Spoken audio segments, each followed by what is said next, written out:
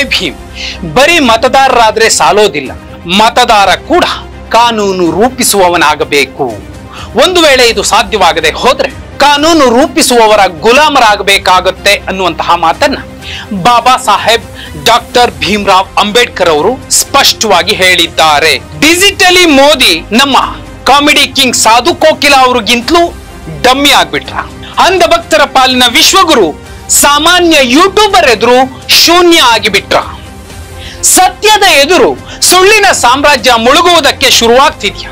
ಆ ಹಳೆ ರೆಕಾರ್ಡ್ಗಳು ಫೇಕ್ ಅನಿಸ್ತಿವ್ಯಾ? ಅಲೆಯ ಡೋಂಗಿ ಬಲೆಗೆ ಮಾಲೀಕನೇ ಬಿದ್ದು ಒದ್ದಾಡುತ್ತಿದ್ದಾನ?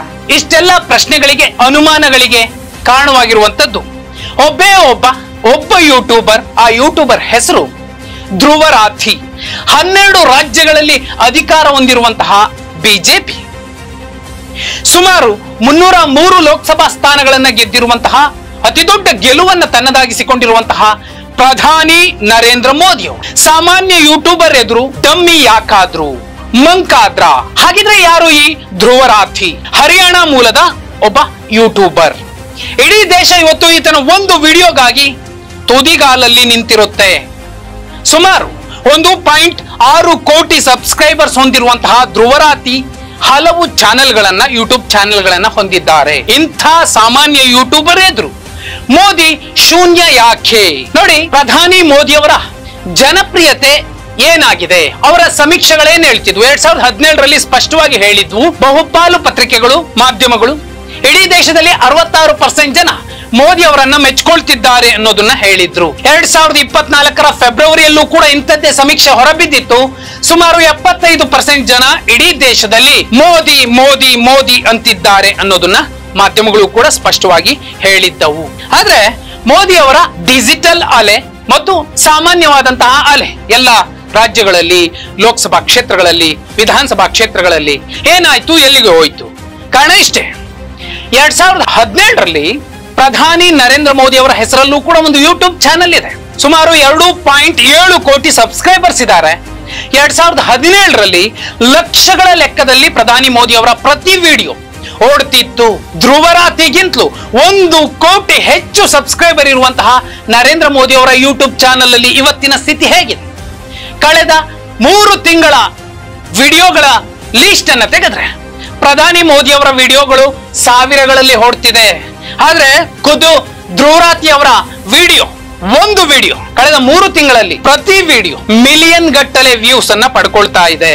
ಹಾಗಿದ್ರೆ 1 ಕೋಟಿಗೂ ಹೆಚ್ಚು, ಧ್ರುವರಾತಿಗಿಂತೂ 1 ಕೋಟಿಗೂ ಹೆಚ್ಚು ಸಬ್ಸ್ಕ್ರೈಬರ್ಸ್ ಹೊಂದಿರುವಂತಹ ನರೇಂದ್ರ ಮೋದಿ ಅವರ ಚಾನೆಲ್ ನಲ್ಲಿ ಅವರದ್ದೇ ವಿಡಿಯೋಗಳನ್ನ ಜನ ಯಾಕೆ ಮೂಸ್ತಾ ಇಲ್ಲ? 2.7 ಕೋಟಿ ಸಬ್ಸ್ಕ್ರೈಬರ್ಸ್ ಇರುವಂತಹ ಯೂಟ್ಯೂಬ್ ಚಾನೆಲ್ ನಲ್ಲಿ ಮೋದಿ ಅವರ ವಿಡಿಯೋಗಳನ್ನ ಜನ ನೋಡ್ತಿಲ್ಲ ಅನ್ನೋದಾದ್ರೆ ಮಾಧ್ಯಮಗಳು ಅಥವಾ ಸಮೀಕ್ಷಾ ಸಂಸ್ಥೆಗಳು ಹೇಳಿದಂತಹ ಸಮೀಕ್ಷೆ ಫಲಿತಾಂಶ ಡಮ್ಮಿನ, ಡೋಂಗಿನ, ಫೇಕ? ಕಾರಣ ಏನಿರಬಹುದು? ಜನಪ್ರಿಯ ನಾಯಕ ಅನ್ನುವಂತಹ ಸಮೀಕ್ಷೆಗಳೇ ಸುಳ್ಳಾದ್ವಾ? ಫೇಕ್ ಫಾಲೋಯರ್ಗಳ ಮೂಲಕ ನಂಬರ್ ಹೆಚ್ಚಿಸಲಾಗಿದೆಯಾ ಮೋದಿ ಅವರ ಬಹುಪಾಲು ಸೋಷಿಯಲ್ ಮೀಡಿಯಾ ಖಾತೆಗಳು? ಸಾಧು ಕೋಕಿಲ ಅವರ ಕಾಮಿಡಿ ವಿಡಿಯೋಗಳನ್ನ ನೋಡುವಷ್ಟು ಜನರು ಕೂಡ ಮೋದಿ ಅವರ ಮಾತುಗಳನ್ನ ಕೇಳ್ತಿಲ್ವಾ? ಒಂದೇ ಒಂದು ಪ್ರೆಸ್ ಮೀಟ್ ಮಾಡದಂತಹ ಕಳೆದ 10 ವರ್ಷಗಳಲ್ಲಿ ಮೋದಿ ಅವರು ಇದೀಗ ಮನ್ ಕಿ ಬಾತ್ ಮಾಡ್ತಿದಾರಲ್ಲ, ಅದು ಕೂಡ ವೇಸ್ಟ್ ಬಾತ್ ಆಗ್ತಿದ್ಯಾ? ವಿಶ್ವಗುರುವಿನ ಬಂಡವಾಳ ಡಿಜಿಟಲಿ ಕೂಡ ಫೇಕ್ ಅನ್ನಿಸ್ತಿದ್ಯಾ? ಇಷ್ಟೆಲ್ಲ ಪ್ರಶ್ನೆಗಳು ಕೂಡ ಉದ್ಭವ ಆಗುತ್ತವೆ. ಡಾಕ್ಟರ್ BR ಅಂಬೇಡ್ಕರ್ ಅವರು ಸಂವಿಧಾನ ಕೊಟ್ಟಂತಹ ಈ ದೇಶದ ಅಸಲಿ ನಾಯಕ, ಸಮಾಜದ ಕನಸು ಕಂಡಂತಹ ಬಹುದೊಡ್ಡ ಸಾಮಾಜಿಕ ವಿಜ್ಞಾನಿ ಸ್ಪಷ್ಟವಾಗಿ ಹೇಳಿದ್ರು. ನಾನು ಅವರ ಕೋಟ್ ಅನ್ನ ವಿಡಿಯೋದ ಆರಂಭಕ್ಕೂ ಮುನ್ನ ನಿಮಗೆ ಸ್ಪಷ್ಟವಾಗಿ ಹೇಳಿದ್ದೆ. ಮತ್ತೊಮ್ಮೆ ನೆನಪು ಮಾಡ್ಕೊಡ್ತೀನಿ. ಬರೀ ಮತದಾರರಾದ್ರೆ ಸಾಲೋದಿಲ್ಲ, ಬದಲಾಗಿ ಕಾನೂನು ರೂಪಿಸುವವರು ಆಗಬೇಕು.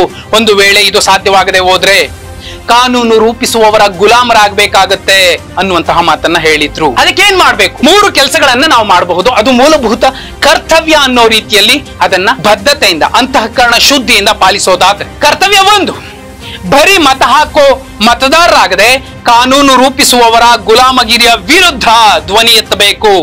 ಅವರ ತಪ್ಪುಗಳನ್ನ ಎತ್ತಿ ಹಿಡಿಯಬೇಕು. ನೆಹರು ಮಾಡಿದ್ರು ತಪ್ಪೆ, ಅವರ ಮಗಳು ಮಾಡಿದ್ರು ತಪ್ಪೆ, ಅವರ ಮಗ ಮಾಡಿದ್ರು ತಪ್ಪೆ, ನಾಳೆ ಅವರ ಮೊಮ್ಮಗ ಮಾಡಿದ್ರು ತಪ್ಪೆ. ಯಾವುದೇ ಸರ್ಕಾರ ಇರಲಿ, ಯಾವುದೇ ಪಕ್ಷ ಇರಲಿ, ಅವರ ತಪ್ಪುಗಳ ಬಗ್ಗೆ ಜಾತಿ, ಧರ್ಮ, ಭಾಷೆ, ಪ್ರಾಂತ್ಯದ ಪಕ್ಷಪಾತಿಗಳಾಗದೆ ಪ್ರತಿಭಟಿಸಬೇಕು. ಸಾಕ್ಷಾತ್ ಪ್ರಜಾಪ್ರಭುತ್ವದ 4ನೇ ಅಂಗ ಆಗಿರುವಂತಹ ಪತ್ರಿಕಾ ರಂಗ ಕೂಡ ಮಾರಿಕೊಂಡಂತಹ ಸಂದರ್ಭದಲ್ಲಿ, ಪತ್ರಕರ್ತರೇ ಮಾರಿಕೊಂಡಂತಹ ಸಂದರ್ಭದಲ್ಲಿ ನಿಮಗೆ ಇಷ್ಟವಾಗುವಂತಹ ಸರ್ಕಾರದ ವಿರುದ್ಧದ ತಪ್ಪುಗಳು ಲಾಜಿಕಲಿ ಕರೆಕ್ಟ್ ಇರುವಂತಹ, ಇದು ಸರಿ ಅನಿಸುವಂತಹ ಯಾವುದೇ ವಿಡಿಯೋ ಇರಲಿ, ಅದು ಈ ವಿಡಿಯೋನೇ ಇರಲಿ, ಯಾವುದೇ ಫೇಸ್ಬುಕ್ ಬರಹ ಇರಲಿ ಅಥವಾ ಸೋಷಿಯಲ್ ಮೀಡಿಯಾದ ಯಾವುದೇ ಬರಹ ಇರಲಿ, ಅದನ್ನ ಕನಿಷ್ಠ 10-20 ಜನರಿಗೆ ಶೇರ್ ಮಾಡಬೇಕು. 3ನೇ ಮೂಲಭೂತ ಕರ್ತವ್ಯ, ತಪ್ಪದೆ ಮತದಾನ ಮಾಡಬೇಕು. ಸ್ನೇಹಿತರಿಗೂ ಕೂಡ, ಆಪ್ತರಿಗೂ ಕೂಡ ಮತದಾನ ತಪ್ಪಿಸದಂತೆ ಅರಿವು ಮೂಡಿಸಬೇಕು ಮತ್ತೆ ಅವರನ್ನ ಮತಗಟ್ಟೆಯ ಕಡೆ ಕಳುಹಿಸಿ ಕೊಡಬೇಕು. ಯೂಟ್ಯೂಬರ್ ಎದುರಲ್ಲಿ ಪ್ರಧಾನಿ ನರೇಂದ್ರ ಮೋದಿ ಅವರು ಮತ್ತು ಅವರ ಭಕ್ತ ಮಂಡಳಿ ಮಂಡಿಯೂರಿದೆ ಅನ್ನೋದಕ್ಕೆ ಇದಕ್ಕಿಂತ ತಾಜಾ ಸಾಕ್ಷಿ ಮತ್ತೊಂದು ಬೇಕಾಗಿಲ್ಲ ಅನಿಸುತ್ತೆ. ಕೊನೆಯದಾಗಿ ಹೇಳಬೇಕಾಗಿರುವಂತಹ ಸಂಗತಿ ಇಷ್ಟೇ, ಸತ್ಯಮೇವ ಜಯತೆ. ಬಾಬಾ ಸಾಹೇಬ್ ಭೀಮ್ರಾವ್ ಅಂಬೇಡ್ಕರ್ ಅವರು ಕೊಟ್ಟಿರುವಂತಹ ಸಂವಿಧಾನ ಉಳಿಬೇಕು, ಪ್ರಜಾಪ್ರಭುತ್ವ ಉಳಿಬೇಕು ಅಂದ್ರೆ ಸತ್ಯ ಎಂದಿಗೂ ಅಳಿಬಾರ್ದು, ಸತ್ಯ ಉಳಿಬೇಕು. ಆ ಕಾರಣಕ್ಕೋಸ್ಕರನೇ ಸತ್ಯಮೇವ ಜಯತೆ ಅನ್ನುವಂತಹ ಮಾತನ್ನ ಸ್ಪಷ್ಟವಾಗಿ ಹೇಳಿದ್ದು. ಜೈ ಭೀಮ್.